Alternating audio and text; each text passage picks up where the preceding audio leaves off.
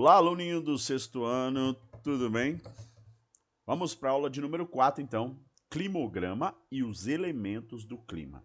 Na aula passada falamos sobre os fatores do clima, altitude, latitude, maritimidade, continentalidade e um pouco de amplitude térmica. Nessa aula nós vamos aprender sobre climograma, esse gráfico tão importante que contém informações da temperatura e da precipitação, e os elementos do clima, que nós vamos ver, então, quais são os objetivos e os conteúdos. Os objetivos, então, é identificar os dois principais elementos que influenciam o clima, muito importante, e também aprender a fazer a leitura do climograma, de extrema importância, viu, gente? Conteúdos, precipitação, a gente vai saber o que é isso, temperatura e climograma. Vamos lá. Tem uma música aí, né? Ou chuva, né? Não vou colocar aqui porque senão o YouTube vai silenciar ela, mas eu vou deixar na descrição para você escutar essa música aí do Fala Mansa, uma música muito legal, né? A música retratada é o tema da chuva. Após ouvi-la, eu quero que você responda aí no seu caderno, deixa bem bonitinho aí. Você sabe a diferença entre chuva e precipitação? Sabe que tem diferença, professor? A música traz reflexões positivas sobre a chuva? É assim que a gente vai colocar o início, né? Então ela traz, né? É uma afirmação. Fiz como pergunta, mas é uma afirmação. Você consegue pensar em alguma consequência negativa da chuva? O que será que a gente pode pensar, hein? Bom, vou deixar o link aí para vocês, tá? Então, os elementos do clima são 4. Né? Nós falamos em 4 fatores na aula passada e agora nós vamos falar de 4 elementos. O primeiro, a umidade do ar. O segundo, a pressão atmosférica. O terceiro, a temperatura. E o quarto, a precipitação. E aí diz aí no texto que os elementos do clima são fatores essenciais para definir e caracterizar o clima de uma região. Os elementos é o que nós vamos falar nesta aula. E aí isso aí vai definir mesmo o que é o clima. No outro a gente tinha indício, que são fatores. Agora nós vamos definir e caracterizar o clima. Clima tem nome, viu? Você vai aprender. Sem eles, não seria possível apresentar e descrever as características climáticas de um local. Os principais elementos do clima são umidade, pressão atmosférica, temperatura e precipitação. Grifa aí no seu livro, que eu sei que tem um resumo bem legal aí. Grifa, deixa grifadinho para te ajudar a anotar. E aí ele vai falar sobre, para focar bem no conteúdo, agora sobre a umidade do ar. Isso é tão importante, principalmente, né, que nós que estamos na zona tropical aqui do estado de São Paulo, né, na época de seca, né, no mês de um pouquinho de maio, junho, julho, agosto, até no meio de setembro, ali antes do início da primavera, nós vamos ter um problema de umidade relativa do ar na parte continental. Fica numa seca terrível, né? A pessoa sangra o nariz, a coisa fica feia. É o que vai dizer o texto aí, ó. A umidade relativa do ar se refere à quantidade de vapor d'água presente na atmosfera. Então a gente percebe quando o clima está mais úmido, né? Quando o local, né, tá mais úmido, tal, a gente percebe isso. E quando não tá, nossa, aí tem a galera que coloca a toalha, né, molhada no quarto, outros tem o vaporizador, né, outros tem que fazer inalação.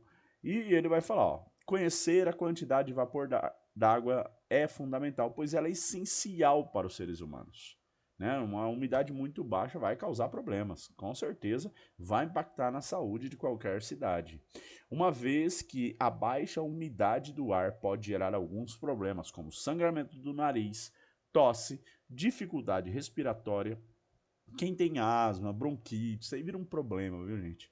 Além de alterações no meio ambiente. E ele vai mostrar um vídeo aí sobre a poluição e a baixa umidade no céu de São Paulo. Vamos ver. Só tirar daqui e jogar direto no YouTube pra gente ver essa parte. Peraí. Aí, vai soltar.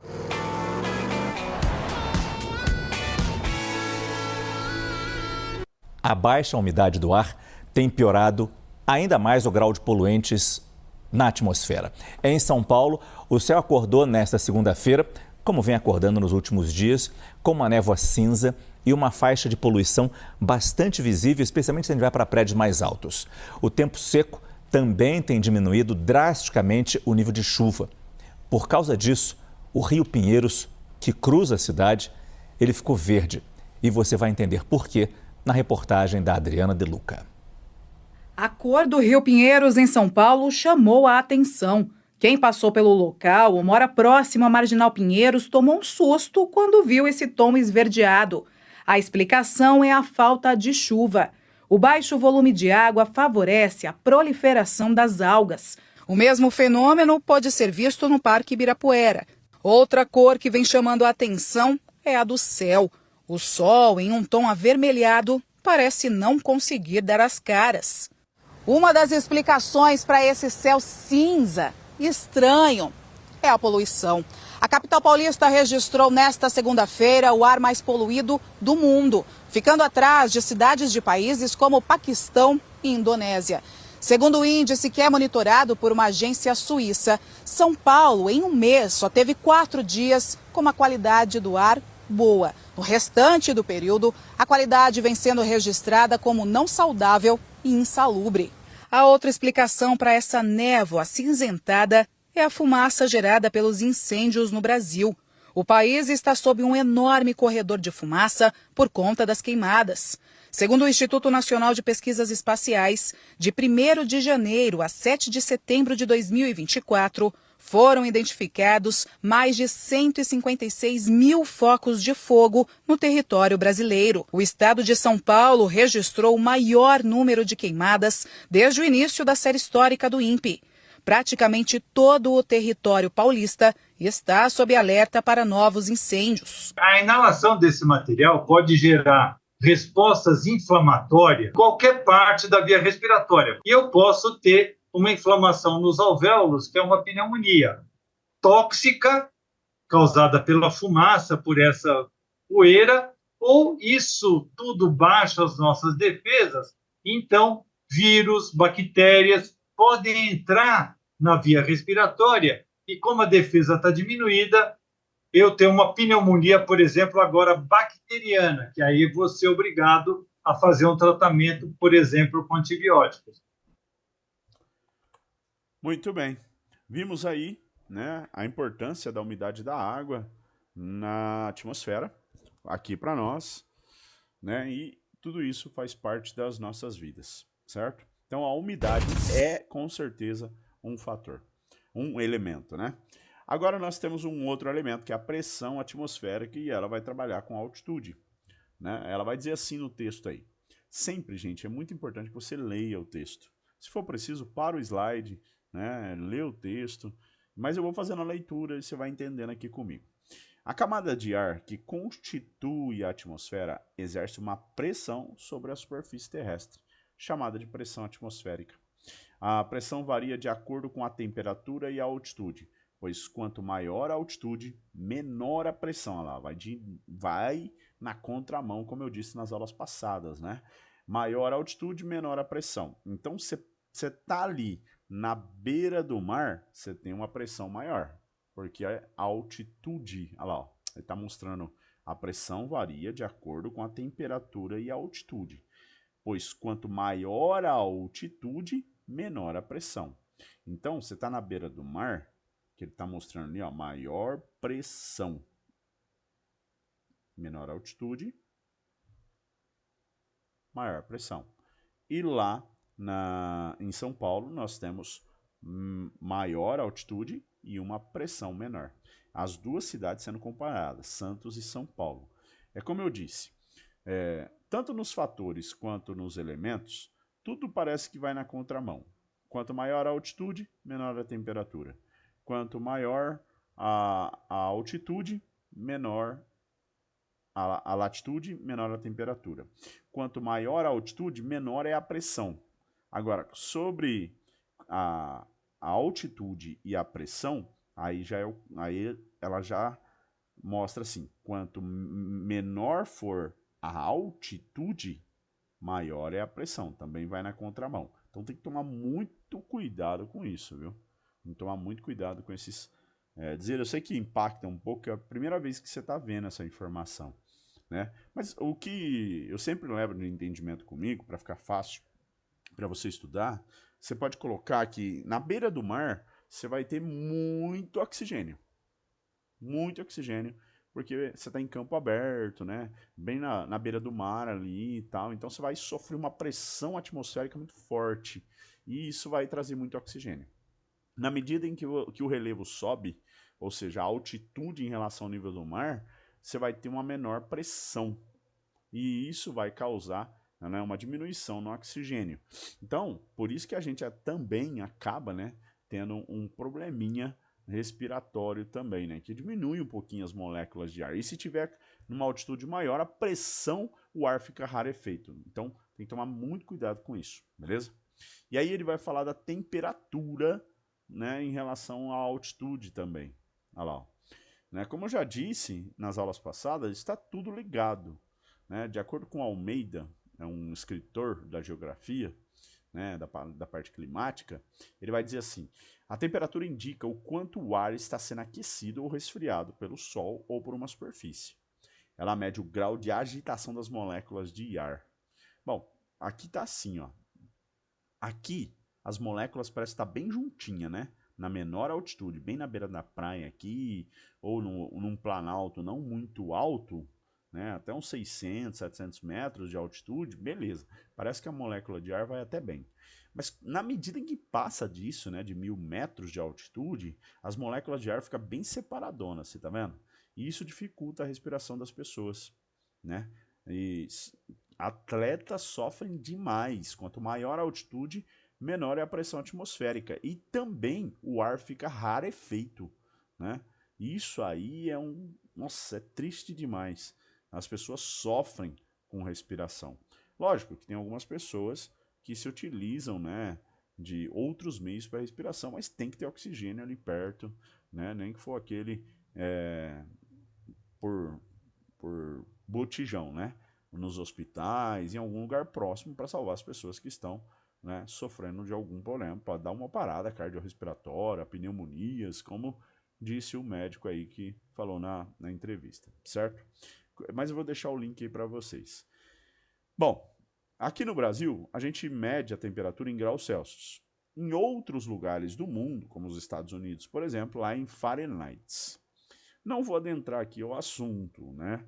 Mas o que eu te digo é que tem uma diferencinha ali de 12 a 13 graus. Então, vou dar um exemplo para você. Se tiver 30 graus de temperatura aqui na nossa cidade, e se a gente fosse comparar isso em Fahrenheit, a gente poderia falar em 43, 44 graus Fahrenheit. Mais ou menos isso. Existe uma conta a ser feita, não vou te explicar isso, eu vou deixar esse professor de Física e Ciências fazer isso para você, tá? Mas é só para vocês saberem que talvez você vá viajar num lugar como os Estados Unidos, por exemplo, e aí ele coloca lá, você olha no celular, vai estar aparecendo 45 graus Fahrenheit. Nossa, o que quer dizer isso, né? Tá quente, mas o que quer dizer isso? Você precisa transformar em graus Celsius, beleza? Então é só uma unidade de medida, só isso que você precisa saber, tá bom? A amplitude térmica eu te expliquei na aula passada, é uma continha de menos, né? Você pega a temperatura máxima de um dia com a temperatura mínima de um dia e subtrai. O resultado que der vai te mostrar se existe um efeito de continentalidade, um efeito de maritimidade, né? E isso é importante a gente saber para a saúde das pessoas. Olha lá, ó.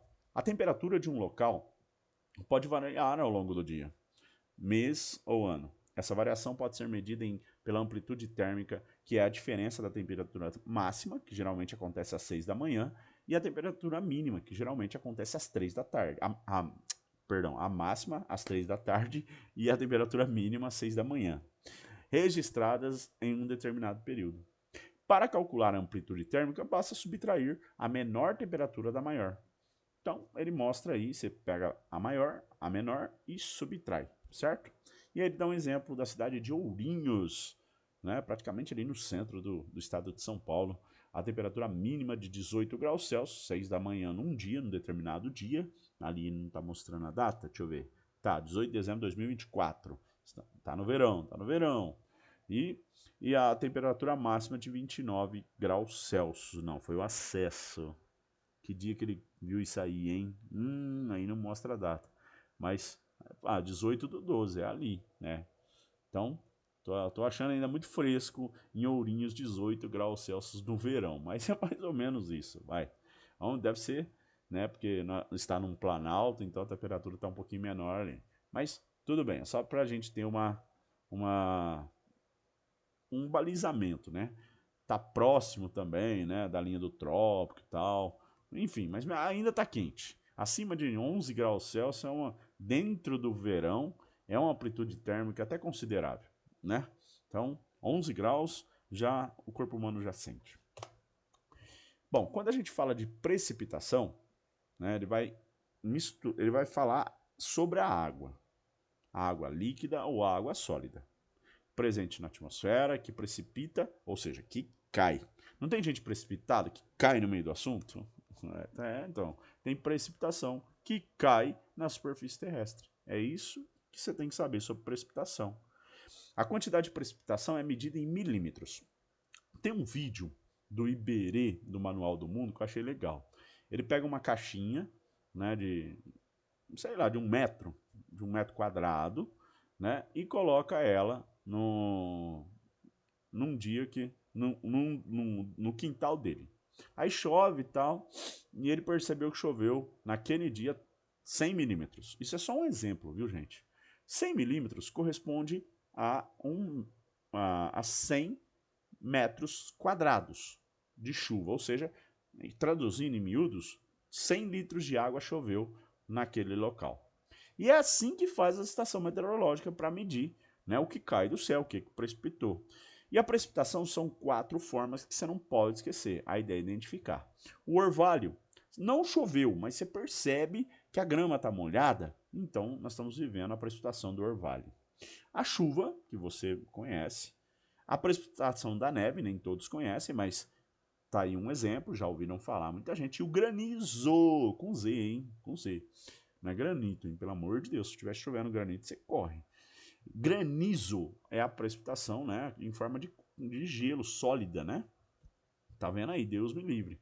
Eu já vivi umas chuvas de granizo aqui em São José do Rio Preto e a coisa foi feia, né? Eu me lembro, telhas de eternite quebraram, a coisa foi feia, né? A gente era tudo criança, aí a minha avó começou a chorar porque quebrou a telha, um baita de um granizo caiu, estourou a telha, olha, foi terrível.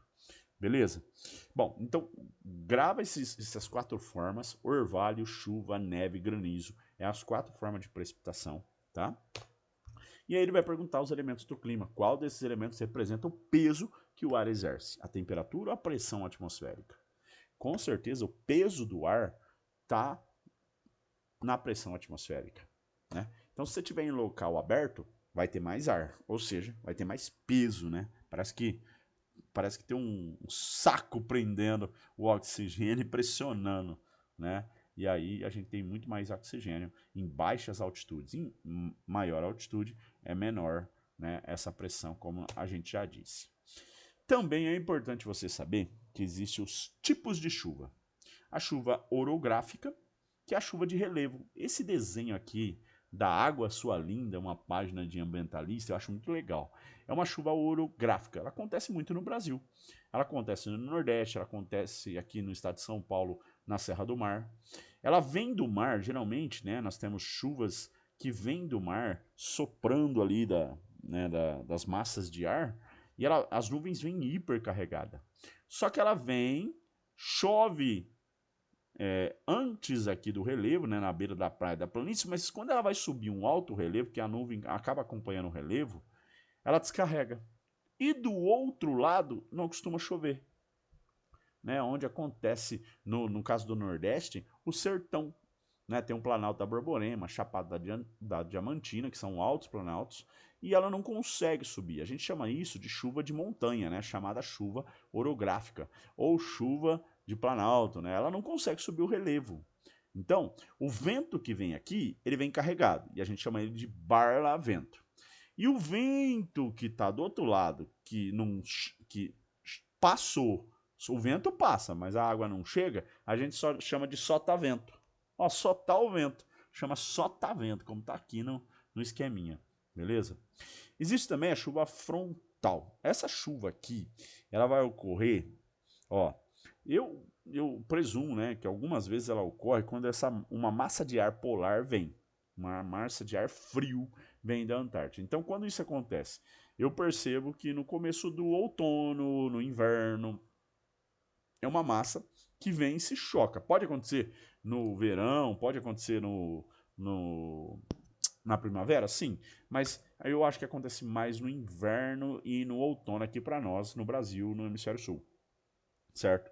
Então uma massa polar sobe, se encontra com uma massa quente e aí acontece a chuva frontal, né?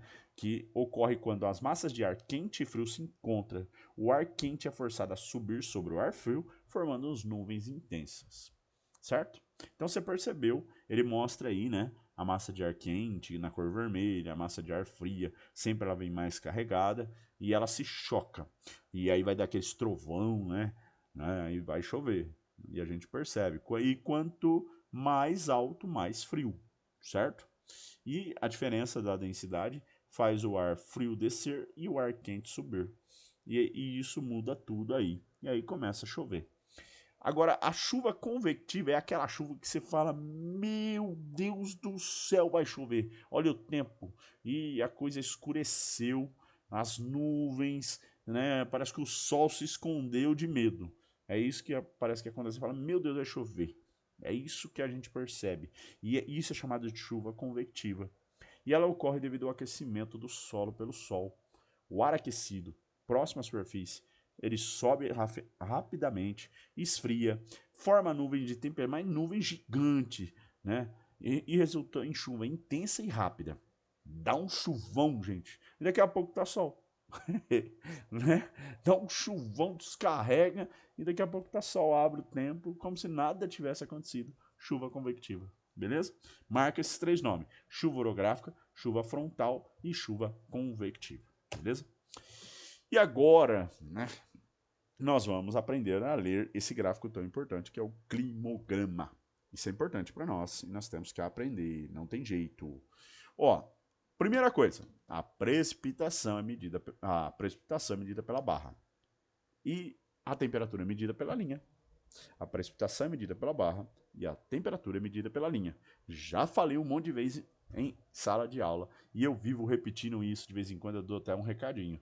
Mas o que você quer dizer com isso, professor? O climograma é um gráfico que retrata duas coisas. Primeiro, a temperatura, que está nessa linha vermelha que você está vendo aí, ó. Tá aí, ó, a linha vermelha que você está vendo. E a precipitação, que é essas barras aqui, ó. É isso que eu estou falando.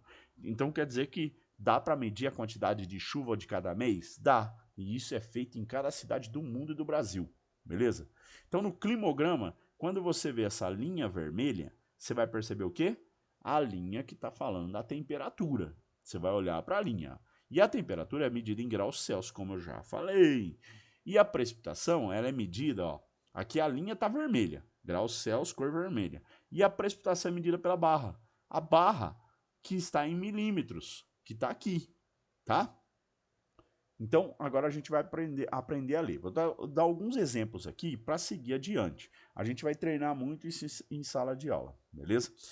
Bom, pede para o seu professor de geografia, se você não for lá na minha escola, treinar bastante com você e fazer alguns exercícios que você vai conseguir. No seu livro tem exercício, faz exercício, seja honesto na sua aprendizagem, você pode ter certeza que você vai conseguir.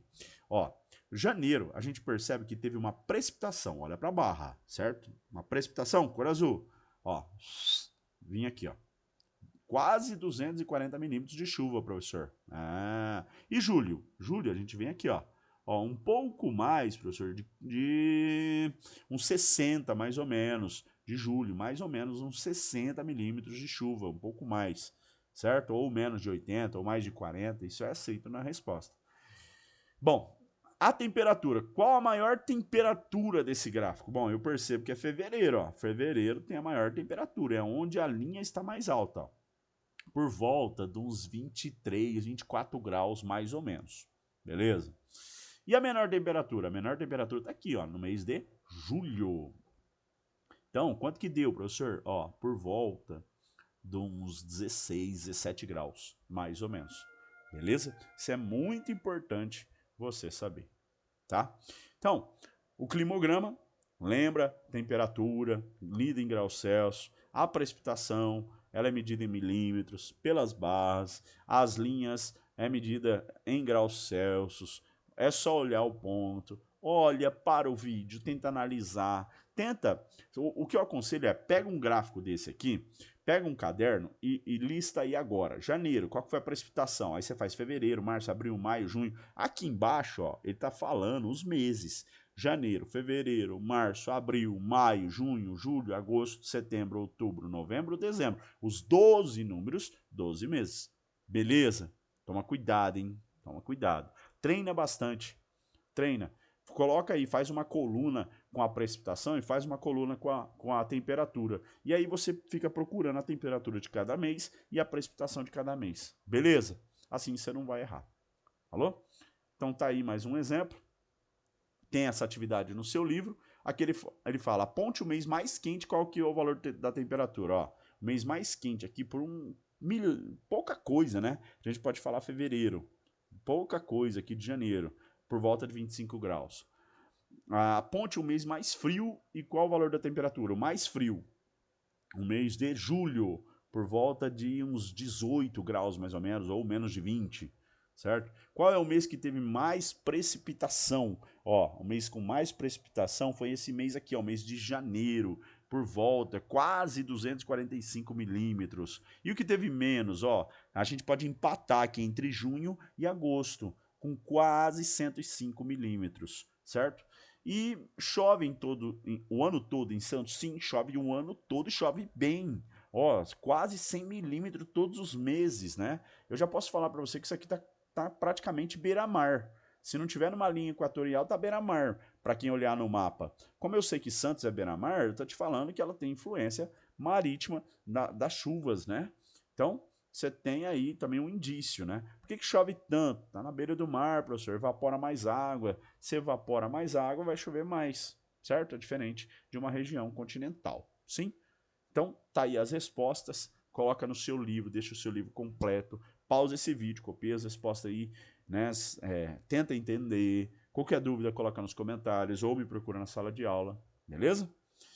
E aí, vamos encerrar? O que você entendeu dessa aula? O que são elementos do clima? É o que nós estudamos nessa aula de extrema importância, gente. Os elementos, a umidade, a precipitação, a temperatura, tudo isso que a gente falou aí, né, na aula de hoje faz parte, certo? Toma cuidado aí, presta bastante atenção. Tá no seu livro, grifa, faz anotação, né? Quais são os 3 tipos de chuva? Chuva frontal, chuva convectiva e a chuva orográfica, que é a chuva de montanha, beleza? E aqui tá chovendo essa imagem aí. Aí tá chovendo? Aqui tá chovendo, certo? E temos a perguntinha do aprofundando. Assinale a alternativa que explica corretamente a pressão atmosférica. Quanto mais perto da linha do Equador, maior será a pressão atmosférica, assim como a temperatura. O que tem a ver a pressão com a linha do Equador? Nada. Tchau.